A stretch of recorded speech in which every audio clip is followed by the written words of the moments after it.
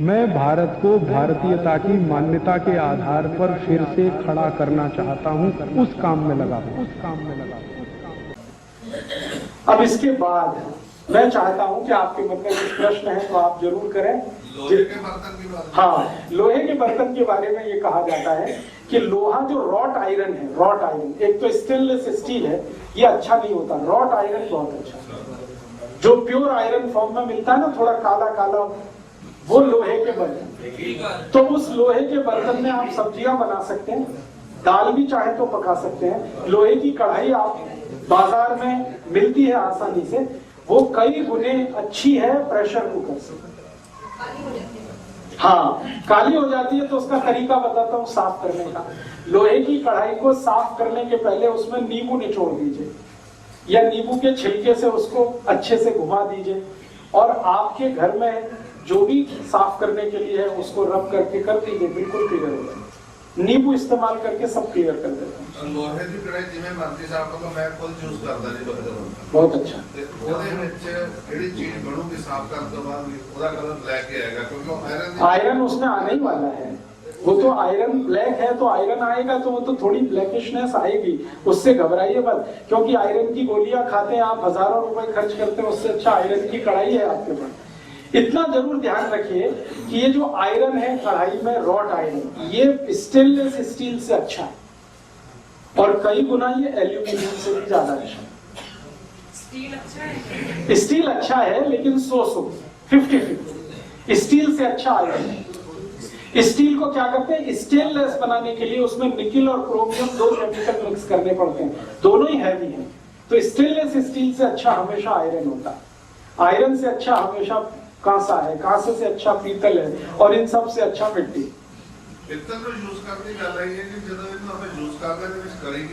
हाँ, कुछ लोग कलई कर लेते हैं, और वो कलई इसलिए की जाती है कि थोड़ा सफाई में मदद करे और उसमें ज्यादा घी भी नहीं चिपके, क्योंकि वो कलई करते ही थोड़ा स्टिकनेस उसकी कम हो जाती है, तो वो घी ज्यादा नहीं चिपकता, तेल ज्यादा नहीं चिपकता। लेकिन कलई ना करें तो अच्छा ही है, कलई कर भी लेंगे तो इतना खराब नहीं, इतना खराब नहीं। आजकल जो ज्यादा बीमारी है लगभग इंसान को तेजाब की और गैस की। बहुत अच्छा। मैं अभी बीमारियों पे बात शुरू करूं उसके पहले आज के सूत्रों के आप प्रश्न कर लीजिए। मिट्टी के रिलेटेड है, पुराने बुजुर्ग खाना के बाद मिट्टी से हाथ धोते थे। मिट्टी से नहाते भी थे, मिट्टी से बाल भी धोते थे। मुल्तानी मिट्टी से नहाना, मुल्तानी मिट्टी से बाल धोना, बाल किसी के टूटते नहीं थे, सभी काले रहते थे, मजबूत रहते थे। जब से शैम्पू आया तब सोसाइटी में सस्ती है आंवला। आंवला खाइए, हाँ, आंवले को दूध से थोड़ा आगे पीछे खाइए ना, आंवला खट्टा है, दूध जो है जी। च्यवनप्राश खा सकते हैं, क्योंकि उसमें आंवले को एसिडिटी जितनी है उसको न्यूट्रलाइज करने के लिए दूसरे केमिकल भी हैं, तो च्यवनप्राश तो खा सकते हैं, लेकिन आंवला खाइए जी। हाँ, खाइए ना, देसी घी मिश्री खाइए, कोई दिक्कत नहीं। तो आप च्यवनप्राश के साथ तो दूध खा लीजिए, आंवले के और दूध के आगे पीछे एक दूसरे को रखिए। हमें दही के साथ दही में मिर्ची डाल सकते हैं। दही में मिर्ची डालिए, काली मिर्च जिसको हम कहते हैं, लाल वाली अच्छी नहीं। लाल वाली मिर्च किसी चीज में अच्छी नहीं। लाल वाली मिर्च से अच्छी है हरी मिर्च, हरी मिर्च से अच्छी है काली मिर्च। आंवले के कई तरीके हैं खाने के। सबसे पहला तरीका कच्चा खा लीजिए। हाँ हाँ हाँ हाँ, लेकिन आंवले की एक दूसरी बात है, आप करके देखिए कल, थोड़ा आंवला काटिए दांत से, तुरंत इतनी लार निकलती है, इतनी लार निकलती है कि आप हैरान हो जाएंगे। और वो लार ज्यादा इसलिए निकलती है कि आंवले की एसिडिटी को कंट्रोल करे, क्योंकि लार छाली। तो आंवले को चबा चबा के कच्चा खा सकते हैं, सबसे अच्छा तरीका है। दूसरा अच्छा तरीका आंवले की चटनी बना के खाना। तीसरा अच्छा तरीका आंवले का मुरब्बा बना के खाना। चौथा अच्छा तरीका आंवले की कैंडी बना के खाना। पांचवा अच्छा तरीका है आंवले का कुछ भी बना के खाना, चाहे च्यवनप्राश, चाहे उसको अमृतप्राश, जो कहना, लेकिन खाइए जरूर आंवला। अचार खाइए, बहुत अच्छा। आज के सूत्रों पे प्रश्न। पराठे में अगर सेंधा नमक है या काला नमक है तो जरूर दही के साथ खा लीजिए। अगर उसमें ये समुद्र के पानी वाला नमक है तो मत खाइए जी। ब्लड प्रेशर बढ़ेगा जी सेंधा नमक से? सेंधा नमक से ब्लड प्रेशर आपका नॉर्मल, अगर लो है तो बढ़ेगा, हाई है तो घटेगा, ये दोनों काम ऑटोमेटिक करता है। सुबह के साथ ही तांबे के जल में पानी पीते हैं, हाँ, उसकी बजाय मिट्टी का ठीक रहेगा, यही ठीक है। मैं आपको पूरे 1 साल का शेड्यूल बताता हूँ। जब गर्मियों का सीजन शुरू होता है होली के बाद से और बारिश के पहले दिन तक मिट्टी के बर्तन में रखे हुए पानी को ही पीना अच्छा है, रात्रि को, दिन को, हमेशा। जब बारिश शुरू हो जाती है उस दिन से लेकर और बारिश के अंतिम दिन तक तांबे के बर्तन में रखा हुआ पानी पीना हमेशा अच्छा होता है। जब बारिश खत्म होती है और सर्दियां शुरू होती हैं उस दिन से लेकर और फिर होली के दिन तक सोने के बर्तन में रखा हुआ पानी अच्छा होता है। गर्मी के दिनों में होली से लेकर बारिश के पहले दिन तक मिट्टी के बर्तन में रखा हुआ पानी बहुत अच्छा होता है।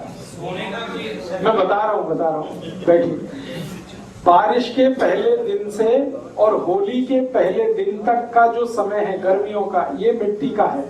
फिर बारिश शुरू होके और बारिश का खत्म होने तक ये तांबे का है, और बारिश खत्म होके सर्दियां शुरू हो और फिर गर्मियां शुरू हो तो ये सोने का है।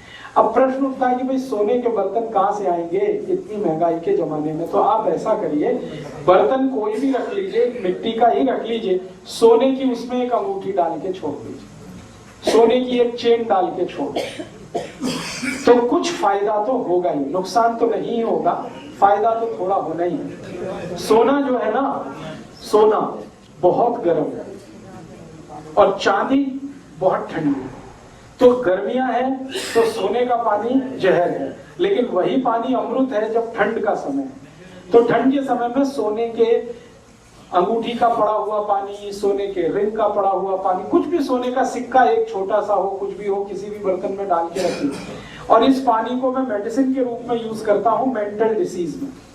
एपिलेप्सी के डिसीज है ना, जिनको चक्कर आते हैं, बेहोश होके गिर जाते हैं, हाथ पैर टेढ़े मेढ़े हो जाते हैं, एपिलेप्टिक अटैक की बेस्ट मेडिसिन है सोने के बर्तन में रखा हुआ पानी। जिनको डिप्रेशन बहुत होता है, मेंटल डिप्रेशन बहुत होता है, उनकी बेस्ट मेडिसिन है सोने के बर्तन में रखा हुआ पानी। जिनको हमेशा बुरे बुरे विचार आते रहते हैं, हमेशा नेगेटिव, अभी मैं मर जाऊंगा, अभी वो मर जाएगा, ऐसा हो जाएगा, कुछ भी पॉजिटिव नहीं है जिनके लाइफ में, उनकी बेस्ट मेडिसिन है सोने के बर्तन में रखा हुआ पानी। जिनको कभी भी अच्छी नींद नहीं आती रात को, हमेशा शिकायत करते हैं मैं सोया नहीं, उनकी बेस्ट मेडिसिन है सोने के बर्तन में रखा हुआ पानी। जिनका माइंड कभी डेवलप नहीं हो पाया, बहुत बार ऐसा होता है ना, शरीर बढ़ गया लेकिन माइंड बच्चे का ही है, ऐसे बहुत सारे केसेस आपके जीवन में आ सकते हैं, उनकी बेस्ट मेडिसिन है सोने के बर्तन में रखा हुआ पानी। और आखिरी बात कह दूं, कफ की हर बीमारी की बेस्ट मेडिसिन है सोने के बर्तन में रखा हुआ पानी। कफ, सर्दी, खांसी, जुकाम, माइग्रेन, लेफ्ट में, राइट में, ये सब कफ की बीमारियां हैं, इनकी सबकी बेस्ट मेडिसिन है सोने के बर्तन में रखा हुआ पानी। इसलिए आप पूरी बात सुन लीजिए। कफ का रेंज मैंने बताया था, कफ का एरिया क्या है, छाती से लेके सिर तक, इसलिए छाती से शुरू करके सिर तक के सारे गहने सोने के ही पहने जाते हैं, क्योंकि वो कफ को कंट्रोल करते हैं। ये जो है ना सोने का होगा, ये सोने का होगा, ये सोने का होगा, सब सोने का है, और इसके नीचे जो भी कुछ है वो सब चांदी का है। तो सोना जो है छाती के ऊपर के सारे अंगों में पहना जाता है, क्योंकि कफ को कंट्रोल करता है। तो मैं कहने जा रहा हूं वो ये कि हमारे जो गहने हैं वो सब हमारे हेल्थ से जुड़े हुए हैं, स्वास्थ्य से जुड़े हुए हैं जी। ये अंगूठी सोने की डालते हैं वो ग्रहों के चक्कर वाले, वरना हमेशा हाथ में जो अंगूठियां पहनी जाती है नॉर्मल केसेस में वो चांदी की होती है, लेकिन ग्रहों के चक्कर है, किसी को मंगल का चक्कर है, किसी को शनि का चक्कर है, पंडित जी बताते हैं तो हम पहनते हैं। तो मैं जो कहना चाहता था वो शायद आप समझ पाए हैं कि 4 महीने जब सर्दियां हैं तो सोने के बर्तन का पानी पीना है, 4 महीने जब गर्मियां हैं तो मिट्टी के घड़े का पीना है, 4 महीने जब बारिश है तो तांबे के बर्तन का पानी पीना है जी। पानी को हमेशा पीने का तरीका है कि सबसे पहले गर्म कर लीजिए, सबसे पहले सवेरे सवेरे खूब उबाल दीजिए, फिर उसको रूम टेम्परेचर तक ठंडा हो जाने दीजिए, फिर बर्तन में डाल दीजिए, चाहे वो मिट्टी के घड़े में डाल दीजिए, चाहे तांबे के बर्तन में डाल दीजिए, चाहे सोने वाले उसमें डाल दीजिए, फिर उसी को दिन भर पीते रहिए। हर समय गर्म करके पीने की जरूरत नहीं है, एक बार बॉईल करके रूम टेम्परेचर तक ठंडा कर दीजिए, फिर उसको किसी भी बर्तन में डाल के सवेरे से शाम तक यूज करते जी। अभी आरओ का सवाल आया तो मैं इसको जरा बता देता हूं, वैसे मैं कल बताने वाला था। ये आरओ का पानी अच्छा कि नहीं, मैं आपको पानी के बारे में जानकारी दे दूं मोटी सी 2-3 मिनट में। वो ये कि आयुर्वेद जो कहता है सबसे अच्छा पानी है बारिश का पीने के लिए, जिसको अमृत कहा गया। तो आप कुछ अगर ऐसी व्यवस्था कर सकें कि बारिश का पानी इकट्ठा करें और उसको साल भर पिए, तो आपसे ज्यादा सुखी कोई नहीं दुनिया में। आप बोलेंगे कैसे कर सकते हैं? बहुत आसान है। आपकी जो छत है ना, उस छत को तो आपने सबने सीमेंटेड कराया ही हुआ है। छत में से जो पानी गिर रहा है किसी पाइप में होते हुए, इस पाइप को आप आपके बोर में लगा दीजिए, अगर बोर है तो। बोर नहीं है तो वो पाइप को किसी टैंक बना के उसमें डाल दीजिए, अंडरग्राउंड टैंक बना दीजिए आपके घर में, और उसमें पूरा पानी डाल दीजिए। बारिश के पानी में कोई एक्सपायरी डेट नहीं है, इसको ध्यान रखिए। बारिश के पानी की कोई एक्सपायरी डेट नहीं। अगर अंडरग्राउंड टैंक में आपने कलेक्ट कर लिया तो साल भर, 2 साल, 3 साल आप पी सकते, कोई तकलीफ नहीं आएगी। राजस्थान में गांव-गांव के हर घर में टैंक रहता है, और 5 इंच बारिश होती है, वो एक एक बूंद पानी इकट्ठा करते हैं, उसी को साल भर पीते हैं। जॉन्डिस की बीमारी उस एरिया में कभी नहीं होती, क्योंकि बारिश का पानी पीते हैं। तो बारिश का पानी आपके लिए सबसे अच्छा, जैसे भी हो आप इकट्ठा करिए। दूसरा पानी जो सबसे अच्छा माना जाता है वो नदियों से आने वाला, जो नदियां ग्लेशियर्स के साथ जुड़ी हुई, जैसे गंगा नदी है, ये सीधे ग्लेशियर से आती है। ग्लेशियर की बर्फ है, वो पिघलती है, मेल्ट होती है, फिर उसका पानी नदी में आता है। तो दूसरा सबसे अच्छा पानी है उन नदियों का जो ग्लेशियर से आती है, पहाड़ों से आती है। तीसरा सबसे अच्छा पानी होता है तालाबों का, जो बारिश के पानी के रूप में ही इकट्ठा होता है। और चौथा सबसे अच्छा पानी होता है वो बोर का, जो बारिश के पानी को रिचार्ज करके ही बोरिंग में आता है। और 5वां सबसे अच्छा पानी होता है म्युनिसिपल कॉर्पोरेशन का, जो आप पीते हैं। अब आप सोच लीजिए कि म्युनिसिपल कॉर्पोरेशन का पानी लास्ट में है, तो माने सबसे खराब है, सबसे अच्छा बारिश का। तो अब आपको तो कॉर्पोरेशन का पानी है, ये आपकी मजबूरी है। मैं चाहता हूं आप मजबूरी को थोड़ा बदलिए, 2-4 हजार रुपए खर्च करिए, या ज्यादा से ज्यादा 10,000 रुपए खर्च करिए। आपकी छत में स्लोप बना दीजिए और एक पाइप में पूरा पानी उतारिए, फिर उस पाइप को आपका एक टैंक बना के अंडरग्राउंड उसमें उतार। मैंने मेरे घर में ये व्यवस्था की है। मुश्किल से 22,000 रुपए का खर्चा आया, और उस खर्चे में मैं हर साल 1 लाख लीटर पानी कलेक्ट कर लेता हूँ। मेरे टैंक में उतना आ जाता, साल भर हम पीते, हमारे पड़ोसी भी पीते। मेरा एड्रेस बहुत छोटा सा है, राजीव दीक्षित सेवाग्राम, वर्धा सेवाग्राम गांव में मैं रहता हूँ। तो हमने छोटा सा अपने घर में ऑल्टरेशन किया, छत को थोड़ा स्लोप दे दिया, और उसके बाद सारा पानी एक पाइप में दे दिया, नीचे एक अंडरग्राउंड टैंक बना दिया, उसमें पूरा पानी इकट्ठा होता है, साल भर उसी को पीते। आप चाहें तो पंजाब में भी ये हो सकता है। हमारे यहाँ तो बारिश कम है, पंजाब में तो ज्यादा। हमारे यहाँ साल में 25 इंच बारिश है, और पंजाब में साल में 50 इंच से ज्यादा बारिश है। आप तो और भी ज्यादा पानी इकट्ठा कर सकते हैं, और ये पानी इकट्ठा करना पड़ेगा आज नहीं तो 10 साल के बाद, क्योंकि जमीन के अंदर का सारा पानी सूख रहा है। कितने दिन आप उसको निकालेंगे? हाँ, मिट्टी डल जाती है, तो उसको साफ कर लीजिए। या उसमें कोई आपको कंफ्यूजन है तो मिट्टी के ऊपर चूना फेंक दीजिए, बस वो पानी को अपने आप साफ करके नीचे भेजेगा। चूने से अच्छा पानी को साफ करने वाला दुनिया में कोई केमिकल नहीं। छत पे चूना डाल दीजिए, बारिश जैसे ही शुरू हुई चूने के पत्थर डाल दीजिए 2-4, जितना भी पानी कांटेक्ट में आएगा सब फिल्टर होके आएगा, तो मिट्टी का उसमें दुष्प्रभाव खत्म हो जाए। तो छत का पानी कोशिश करिए इकट्ठा करने का। नहीं कर सकते हैं तो आपके पास कॉर्पोरेशन का पानी है, इसको बिना उबाले मत पीजिए। अब आप कहेंगे इस पानी को हम एरो में डालें और फिल्टर करें, या उबाले और पिए, दोनों में क्या बेहतर है? उबालना बेहतर है, क्योंकि जब एरो में आप पानी को फिल्टर करते हैं तो उसमें पानी को फिल्टर करते समय कुछ ऐसे केमिकल खत्म हो जाते हैं जो आपके शरीर को जरूरी है। तो एरो का पानी तो मजबूरी का पानी है, जब कुछ भी नहीं मिल रहा है। मुझे तो कई बार आप इसको मजाक मत कहिएगा, मैं आपको सीरियसली कहता हूँ, मैंने एरो के जितने भी ब्रांड है मार्केट में, एरो तो एक ब्रांड है, बहुत सारी वाटर प्यूरिफायर मशीन है, सबका पानी निकाल के लेबोरेटरी भेजा टेस्टिंग के लिए। सभी टेस्टिंग की एक ही रिपोर्ट है कि किसी में फास्फोरस कम हो गया, किसी में कैल्शियम कम हो गया, किसी में आयरन कम हो गया, किसी में कुछ कम हो गया, किसी में कुछ कम हो गया। फिर मैंने इन कंपनियों को चिट्ठियां लिखी कि आप बोलते हैं कि आपकी मशीन बहुत अच्छी है, पानी को प्यूरिफाई करती है। तो उसने कहा हम कब बोलते हैं? वो कहते हैं हम पानी को प्यूरिफाई करने की मशीन बनाते हैं, पानी को क्वांटिफाई करना, क्वालिटीफाई करना, इसके लिए मशीन नहीं बनाते हैं। माने पानी की क्वालिटी को इम्प्रूव करने की मशीन नहीं है हमारी पानी को प्योर करने की मशीन है। अब प्योरिटी क्या है? कुछ हैवी मेटल्स हैं पानी के, उनको निकाल दिया हमने, पानी का टेस्ट थोड़ा चेंज हो गया, लेकिन हम ये दावा नहीं करते कि इसकी क्वालिटी इंप्रूव कर दिया।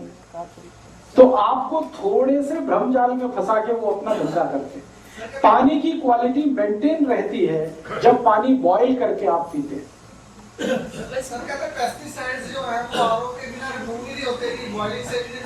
आपके शरीर में भगवान ने पेस्टिसाइड रिमूव करने के लिए 2 किडनी दे रखी है, 2 मशीनें हैं, उनका कब इस्तेमाल करेंगे आप? तो आप ये तो भूल जाइए, भगवान ने हमको 2 किडनी दी है, एक छोड़ के 2 दी है। मुंह तो एक ही दिया है खाने को, किडनी तो 2 दी है। वो इसी काम के लिए है कि जितना भी आप पेस्टिसाइड खा रहे हैं उसको खत्म करें या फ्लश आउट करें। तो आप उसकी चिंता मत करिए। किडनी अगर फंक्शनल है तो आपके जीवन में कोई तकलीफ नहीं। किडनी अगर फंक्शनल नहीं है तो जरूर ये सोचने की बात है। बिल्कुल नहीं, बारिश के पानी को बॉईल करने की जरूरत नहीं, वो तो भगवान का पानी है, उससे ज्यादा शुद्ध तो होता नहीं है। बारिश का पानी है प्लास्टिक की बोतल में नहीं, कभी मत रखिए। बारिश के पानी को मिट्टी के टैंक में रखना सबसे अच्छा है। कांच की बोतल में, कांच की बोतल में चले। कांच जो है ना मिट्टी का ही दूसरा स्वरूप है। सिलिका को थोड़ा प्यूरिफाई करते हैं तो कांच बन जाता है। सिलिका माने मिट्टी। गुनगुना, गरम नहीं, गुनगुना।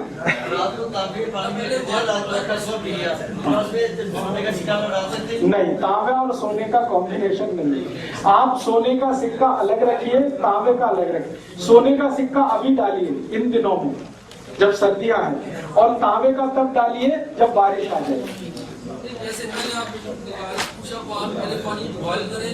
नहीं, रात को बॉईल किया हुआ पानी आप रख लीजिए, सुबह उठ के इसको पी लीजिए, कोई जरूरत नहीं दोबारा गर्म करने।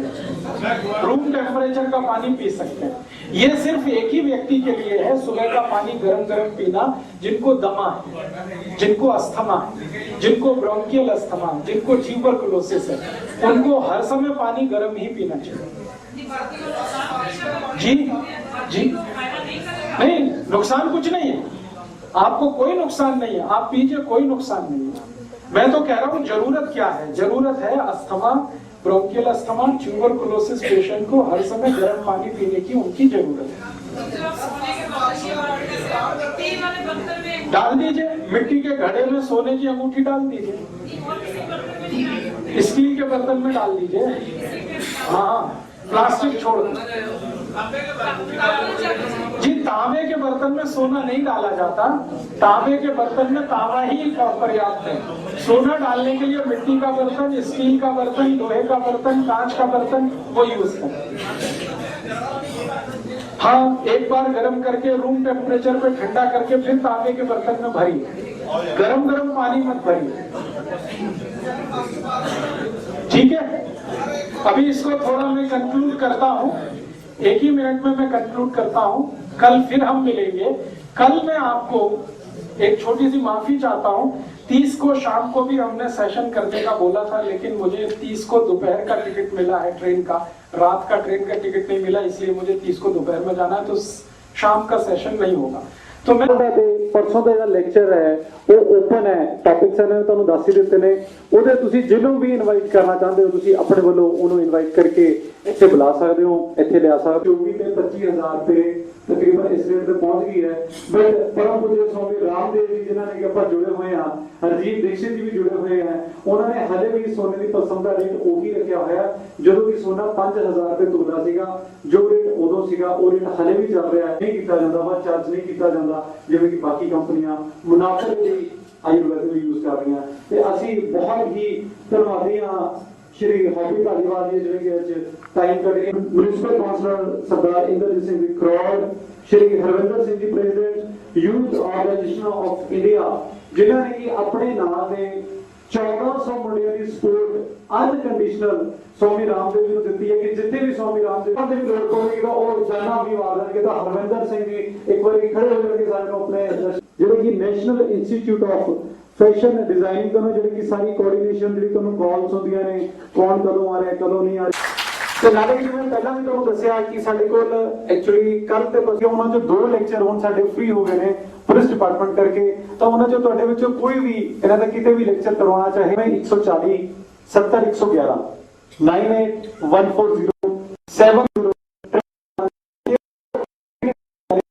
1 ਤੋਂ 1.5 घंटे ਤਾਂ ਤੁਹਾਡੇ ਤੋਂ ਜੇ ਕੋਈ ਵੀ ਇਹਨਾਂ ਦਾ ਲੈਕਚਰ ਸਾਡੇ ਕੋਲ। दोस्तों सबसे पहले तो चैनल सब्सक्राइब करें, फिर लाइक कमेंट और शेयर करें, और हाँ, हमारा एंड्रॉयड ऐप डाउनलोड करना ना भूलें।